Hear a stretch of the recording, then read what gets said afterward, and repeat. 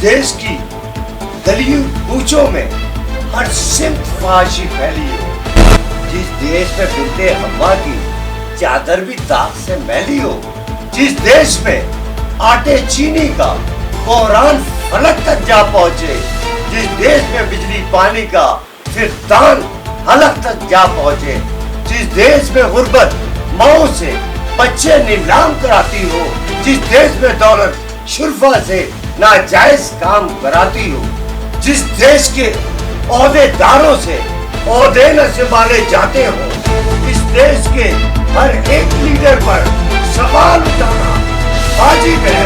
इस देश के हर एक हाकिम को कटहरे में लाना वाजिब है।